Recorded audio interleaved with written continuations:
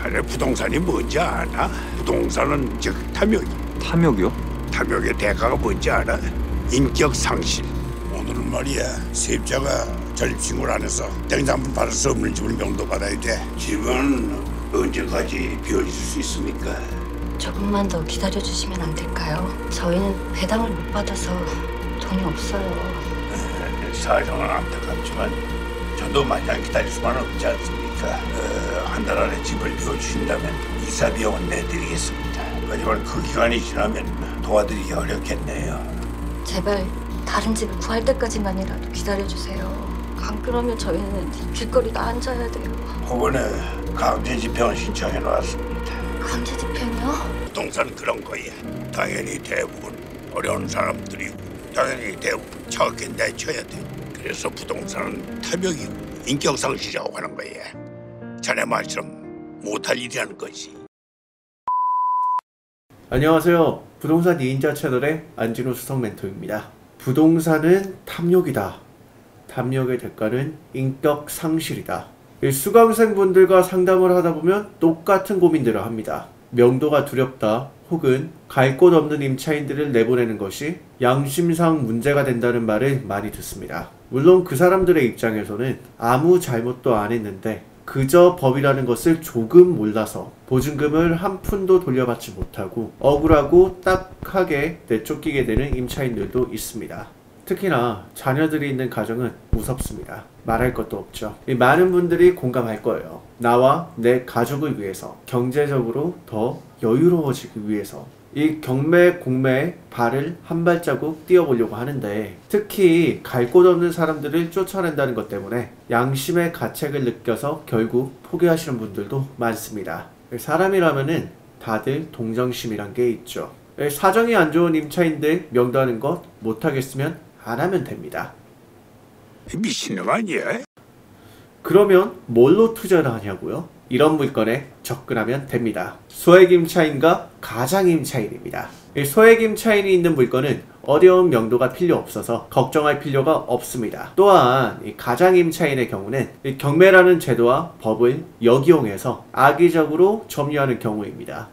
나쁜 마음을 가지고 부동산을 점유하는 사람들에게까지 좋은 마음을 가질 필요는 없거든요.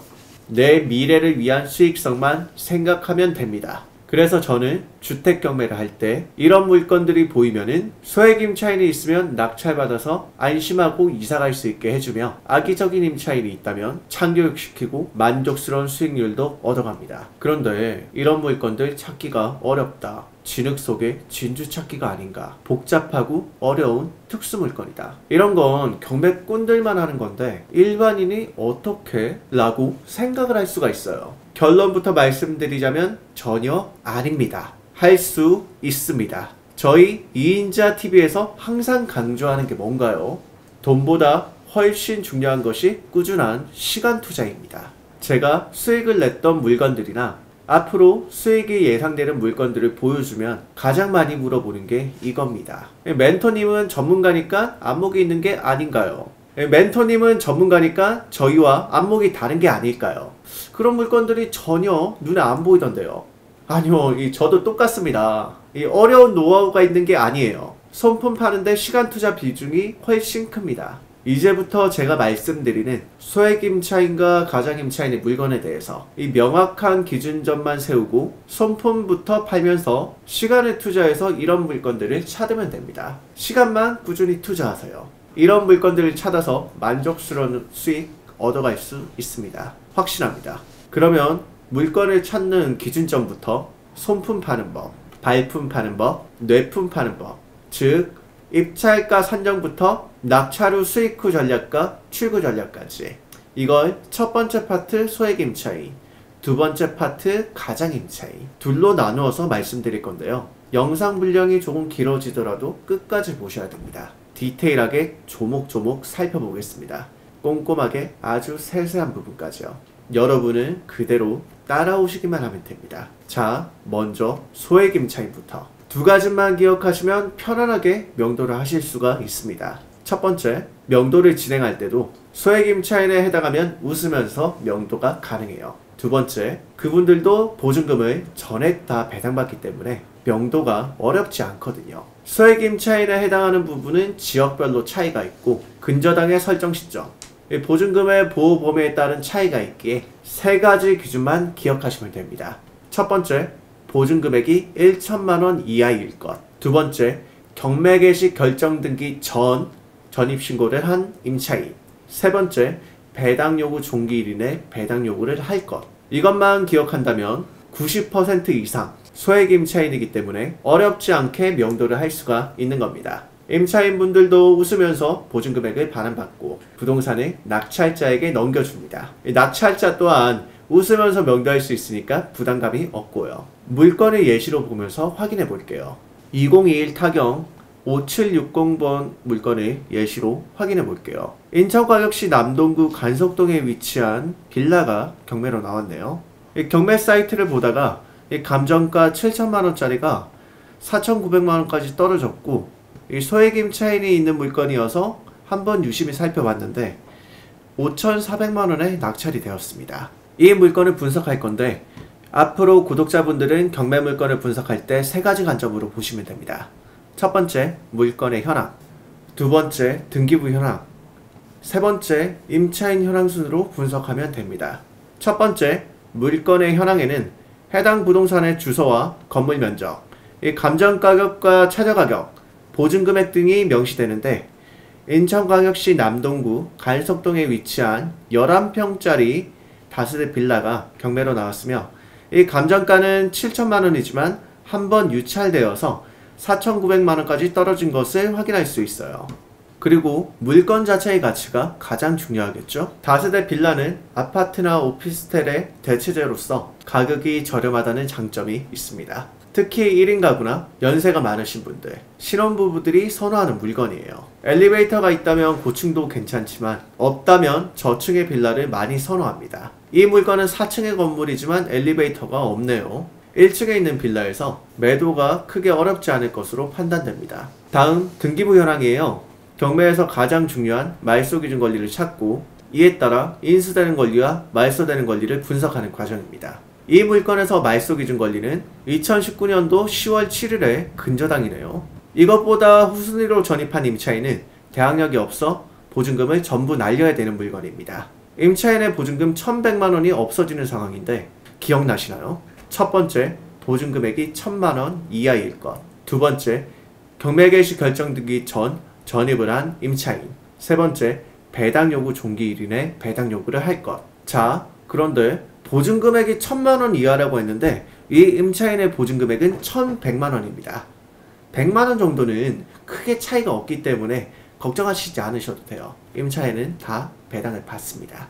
해당 임차인분은 현명하게도 전입신고를 하고 배당 요구 종기일 이내 배당 요구도 완료했습니다. 그래서 은행의 근저당보다 우선해서 전액을 배당받게 됩니다. 이 임차인분과는 명도할 때 웃으면서 얘기를 할 수가 있는 겁니다. 보증금 1,100만원은 법원에서 배당이 될 거니까요. 이처럼 안타까운 임차인을 명도해야지만 돈을 벌 수 있는 것이 아닙니다. 드라마에서는 부동산은 탐욕이다, 인격을 상실해야지만 돈을 벌 수 있다고 하지만 이런 물건 등을 통해서도 충분히 수익을 발생시킬 수 있습니다. 최대한 법과 정의를 지키면서 부지런하게 임장한다면 가능하니까요. 결과적으로 이 물건은 5,500만원에 낙찰되었고 낙찰자분이 매도를 한다면 7,500만원 정도, 즉 2천만원 정도의 수익 실현이 가능합니다.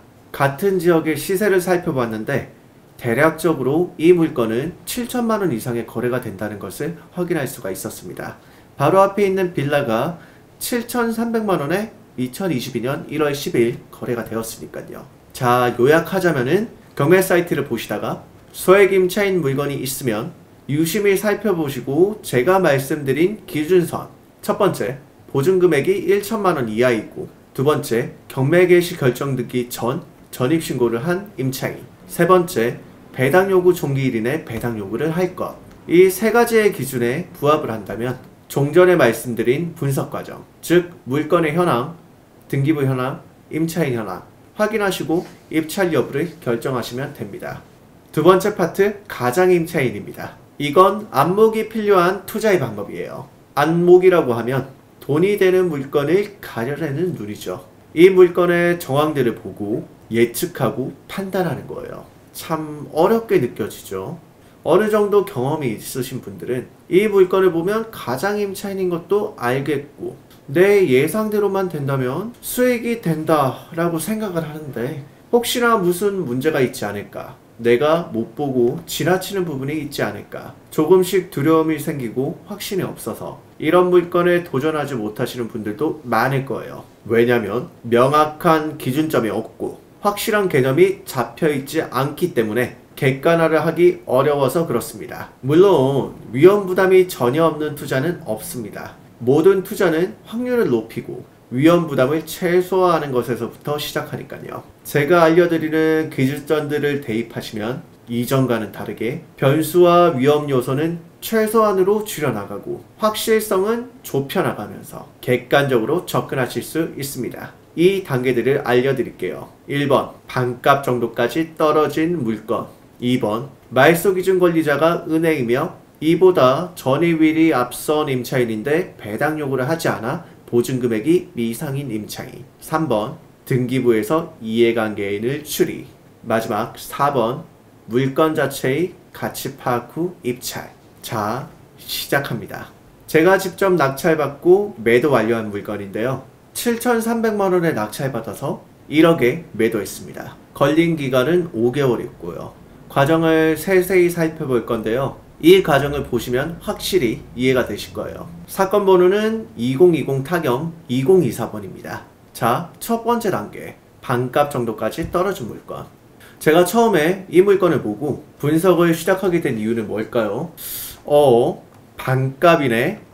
땡큐다. 근데 왜 반값까지 떨어졌을까? 라는 의문이 시작이었어요. 자, 물건의 분석은 동일하게 물건의 현황, 등기부 현황, 임차인 현황 순으로 분석할게요.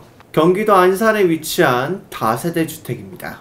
17평 정도 되는 물건이 감정가격 1억 3,600만원에 진행이 돼서 49% 가격인 6,600만원까지 떨어졌어요. 일단은 반값이면은 싼 금액이다마는 일반적으로 유찰이 많이 되는 물건들은 권리상이든 물건상이든 하자가 있기 마련입니다. 하자가 있는 물건이라도 피하지 않고 해결한다면 수익률은 당연히 좋을 수밖에 없습니다. 왜? 싸게 샀으니까요. 엘리베이터가 없는 4층의 건물인데 4층에 위치한 물건이에요. 매도하는 데까지는 시간이 어느 정도 걸린다고 생각을 해야 돼요. 다음으로 등기부 현황입니다. 말소 기준 권리는 2015년 9월 10일 국민은행의 근저당이에요. 이 이후의 권리는 전부 말소됩니다.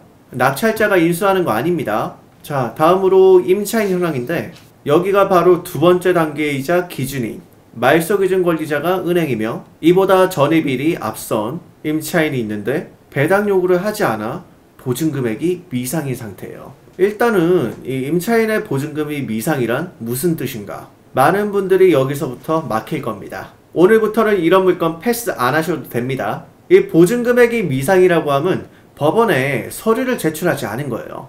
이 법원에서는 경매가 개시되고 임차인들이 전입을 하고 있다면은 이 계약서라든지 임차 서류를 제출하게 되어 있습니다. 그 서류를 제출하지 않는다면 이 보증금액이 미상으로 나오는 거예요. 그러니까 미상이라고 해도 전혀 이상한 게 아닙니다. 서류를 신고하지 않은 것 뿐이니까요. 일반적으로 말소 기준 권리보다 앞서서 전입을 하고 있는 임차인은 대항력이 있기 때문에 미배당된 보증금의 전액을 낙찰자에게 인수하게 되므로 이 물건은 들어가시면 안 되는 물건이에요. 하지만은 이 임차인은 대항력이 없다고 확신을 하고 입찰을 했습니다.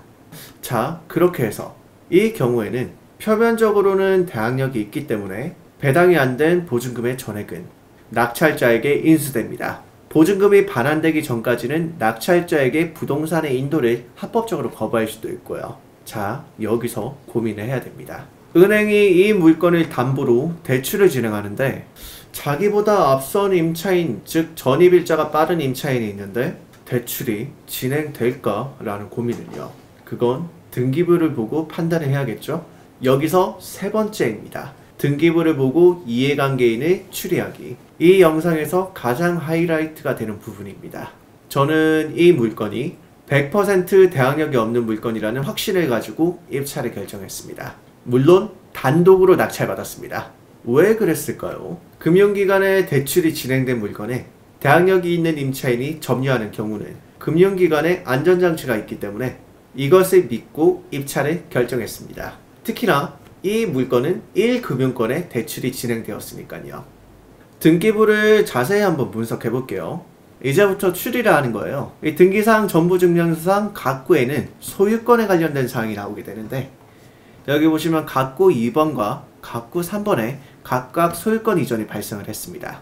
2003년 12월 4일날 소유자 최땡식에게, 2015년 7월 21일날 소유자 최땡식에게 각각 매매가 완료되었습니다. 이는 가족 간의 거래로 유추됩니다. 실질적으로는 매도 시점에 이미 전입이 돼 있던 임차인이 지금까지 전출을 하지 않고 그대로 있는 상태라고 확인할 수가 있는 겁니다. 물론 은행에서 근저당이 나왔을 때는 당연히 가족관계이기 때문에 무상거주 확인서가 제출됐을 것이라고 예상을 할 수가 있고요. 이 무상거주 확인서라는 것은 여기 있는 임차인의 인감증명서와 인감도장이 첨부된 서류를 제출하는 것을 얘기합니다. 나는 진짜 임차인이 아니다. 그냥 단지 임차료가 없이, 즉 보증금이 없이 여기에 살고 있을 뿐이다 라는 확인서예요. 이 무상거주 확인서가 제출된 임차인이 다시 한 번 더 대항력을 주장할 수는 없습니다. 이 무상거주 확인서라는 서류를 받아가야지만 금융기관에서 대출이 가능하기 때문에 이 부분을 믿고 입찰을 결정하게 된 겁니다. 이 물건을 담보로 은행이 경매를 진행할 때 선순위에 있는 임차인이 보증금을 받아가면 안 되기 때문에 무상거주 확인서를 받고 이 사람의 대항력을 주장하지 못하게 만드는 겁니다. 그렇다면 이 소유자는 무슨 이유로 이런 행위를 했을까요? 당연히 궁금하실 겁니다. 이는 이해관계인, 즉 제3자를 통해서 본인, 즉 소유자의 지인이 싸게 낙찰받기 위해서 이런 행위를 한 것으로 유추할 수가 있습니다. 그러니까 대출은 대출대로 받고 경매로 넘긴 다음 경매가 진행되는 물건을 정말 싸게 낙찰을 받을 의도 또한 가지고 있다고 볼 수가 있는 겁니다. 이런 사람들 때문에 금리가 높아지는 겁니다. 등기부 분석까지 마쳤으니 이제 네 번째 단계입니다. 이 물건 자체의 가치 파악을 하고 수익 계산을 하고 입찰하는 겁니다. 이 물건 본질의 가격은 얼마일까요? 감정 가격은 1억 3,600만 원인데 그 가격에 팔 수 있을까를 확인해야 됩니다. 디스코 사이트를 통해서 인근 시세를 확인했습니다. 이 건물은 2002년도에 지어졌네요. 연식이 조금 있는 편입니다. 한 20년 정도 지났죠. 16년도 4월에 같은 건물 4층이 1억 3천만 원의 거래가 성사된 걸 확인할 수 있어요. 인근으로도 거래량이 많은데 요약을 하자면 지어진 지 20년 정도 된 건물은 18평 기준 1억 2천에서 1억 3천 정도의 거래 가격을 형성하고 있습니다. 지어진 지 10년 정도 된 건물은 1억 5천 정도의 거래 가격이 형성되었고요. 신축 기준으로는 1억 7천 정도의 거래가 되는 것을 볼 수 있었습니다. 7천만 원 정도의 낙찰을 받는다면 비교적 저렴한 가격인 1억 1천만 원의 매도를 가정하고 최소한 3천에서 4천 정도의 수익이 가능하다는 계산이 나왔습니다. 자, 이제 남은 것은 이 분석 내용들을 토대로 입찰하고 낙찰받고 명도하고 수익 실현을 하는 것입니다. 자, 입찰입니다. 그래도 한 명은 들어올 것이라고 예상을 해서 조금 여유 있게 7,300만 원에 입찰을 했는데 단독 낙찰을 받았습니다. 최저가가 6,600만 원이긴 한데 충분히 수익이 나는 금액이니까요. 아시다시피 이런 부분은 보수적으로 접근하셔야 됩니다. 너무 욕심 부리시면 안 돼요. 그리고 명도, 아까 말씀드렸다시피 어렵지 않습니다. 등기부를 토대로 추리, 분석했고 결과적으로 패를 까보니까 정황을 토대로 유추한 대로 가족관계였고 근저당이 잡힌 은행도 그냥 은행도 아닌 1금융권이었으니까요. 안전장치를 아무래도 좀 더 확실히 하겠죠. 분석 결과와 같이 정당한 권리가 없는 가장임차인이었습니다. 법적으로 낙찰자가 갑이 될 수밖에 없는 상황이에요. 낙찰을 받고 나서 첫 번째로 조그마한 메모장을 이용해서 낙찰자 누구누구누구입니다. 연락주세요 라고 전화번호를 남겨뒀습니다. 그러고 나니 한 이틀에서 3일 정도 있으니 임차인이 전화가 오더라고요. 낙찰 받으셨냐고, 축하한다고, 나 대항력 있는 임차인인 거 알고 있냐고, 이거 인수하실 수도 있다 라고 처음에 말씀을 하시더라고요. 그래서 얘기를 드렸어요.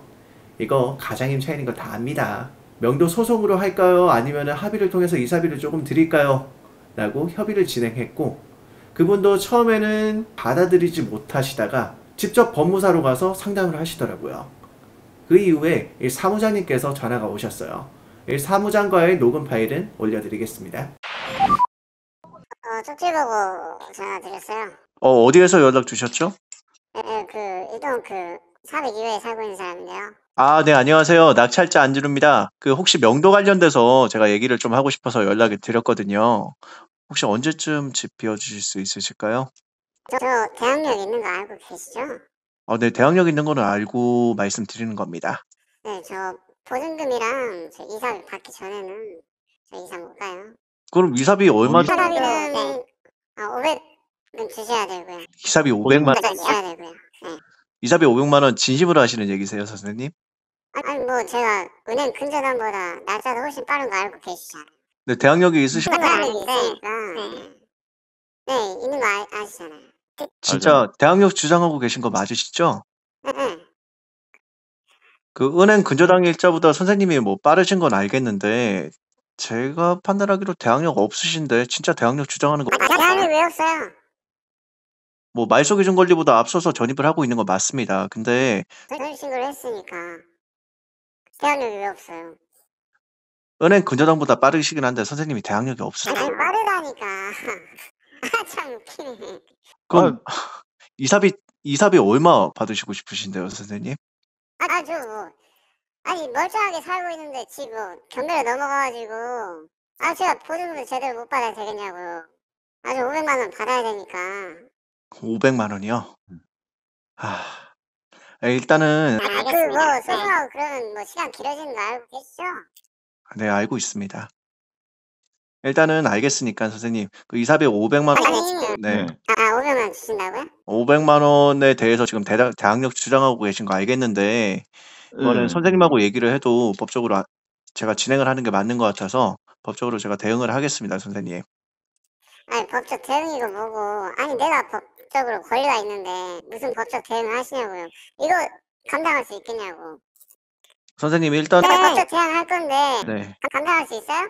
일단은 법무사 통해서 상담 받고 계세요. 저도 법무사 통해가지고 연락 다시 드리겠습니다. 아마 법무사 알아보셔도 선생님이 법무사 같은 소리를 하고 있네. 참.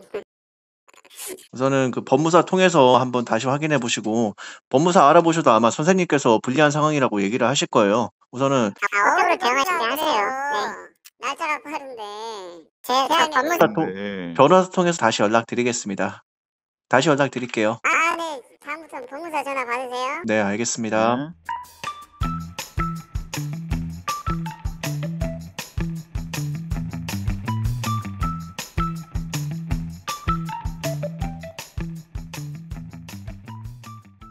예, 사무장입니다. 네, 사무장님. 저기 소유자분하고 통화를 했는데 네. 이사비를 조금 더 한 100에서 120 정도 좀 얘기를 하는데. 사무장님, 그러면 저희가 잔금을 빨리 치고 인도명령하고 바로 강제 집행 수순으로 들어갔지 않을까요? 사무장님 잘 아시잖아요. 예, 그렇죠. 네. 저희는 뭐 어차피 빨리빨리 인도 집행하고 강제 집행 가는 게 마음 편하거든요. 얼마까지 그러면 혹시 가능하세요? 그때 말씀하신 금액이 60만 원이었던가요? 뭐 80까지는 얘기는 했었습니다만. 그러면 뭐 80 맥시멈으로 해서 80으로 가시죠. 80으로요? 네. 그 이상으로는 예. 저희도 시간 대비 수익이 생각보다 안 나오는 거 알고 계시죠? 뭐 잘 받으셨던데요, 낙찰? 뭐 잘 받긴 잘 받았죠. 아는데도 못 들어가는 사람이 있어서 뭐 제가 좋은 가격에 받긴 했는데 그래도 그러면은 저 통화 좀 하고요. 네네. 전화 좀 드리도록 하겠습니다. 알겠습니다, 사무장님. 네네. 네. 네, 안녕하세요, 사장님. 명절 잘 보내셨어요? 네네, 명절 잘 보냈습니다, 사장님. 이제 소를 크게 다쳐가지고 네네. 병원에 좀 입원해 있다가 온다고. 네네. 그거 지금 제가 네. 오늘 보내드릴 건데 제가 적어놨거든요. 그래서 3월 말일날 네네. 40만 원은 뭐 저한테 지급을 한다 이렇게 적어서 네. 제 신분증하고 해서 찍어놨거든요. 그래서 지금 보내드릴게요. 네, 알겠습니다. 감사합니다, 사장님. 늦게 보내드려 죄송합니다. 아닙니다. 괜찮습니다, 사장님. 네네네. 그러면은 이사 나가는 거 확인을 하고 그 자리에서 이제 지급해 드리는 걸로 하겠습니다. 네, 알겠습니다. 마무리 잘 할게요. 네, 알겠습니다. 감사합니다, 사장님. 네, 수고하십시오. 이 요약하자면은 사무장님도 결론적으로는 이 물건을 잘 받았다. 그러니까 이사비를 조금 더 챙겨달라라고 얘기를 하시면서 서로 웃으면서 얘기를 한 건데 처음에 너무 강압적으로 나왔어요, 저한테. 그래서 저는 최대한 이사비를 적게 드렸고 깔끔하게 점유를 이전받으면서 명도가 완료된 물건입니다.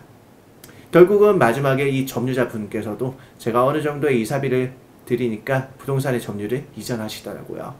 내부까지 깔끔하게 청소가 완료된 상태로요. 이처럼 명도는 결국 사람과 사람의 대화입니다. 서로가 원하는 것을 조금씩 양보한다면 수월하게 명도가 가능합니다. 여러분들도 이 영상을 보신다면 누구든지 하실 수가 있습니다.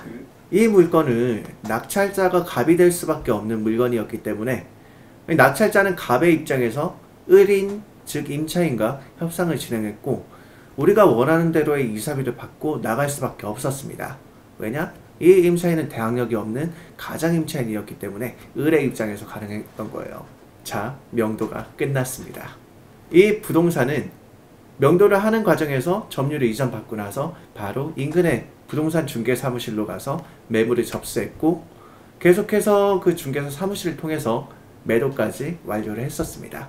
3월 달에 낙찰을 받아서 8월 달에 매도를 완료했습니다. 7,300만 원의 낙찰을 받았고 1억의 매도를 완료했으니 세전 수익률은 2,700만 원 정도 남았습니다. 세금을 제외한다면 적어도 2천만 원 가까이 수익률이 남은 겁니다. 제가 말씀드린 방법들은 시간만 투자한다면 누구나 할 수 있습니다. 부동산 투자는 탐욕, 탐욕의 결과는 인격 상실이다. 인간적인 감정을 버리고 이윤만 쫓는다. 그래야 큰돈을 만질 수가 있다. 오늘은 이게 다가 아니라는 것을 보여드리고 싶었어요. 꼭 동정심을 외면하고 사람을 내쳐야만 돈을 벌 수 있는 게 아니에요. 제가 말씀드린 방법들을 그대로 사용하시면서 꾸준히 시간만 투자하신다면 나의 인간적인 감정을 버리지 않으면서도 누구나 할 수 있습니다. 물건을 찾고 임장을 가고 경험이 쌓이다 보면 경제적 자유 반드시 누릴 수 있습니다. 여기까지 부동산 2인자 채널의 안진우 수석 멘토였습니다. 오늘 영상이 도움이 되셨다면 좋아요, 구독, 알림 설정 부탁드리겠습니다. 감사합니다.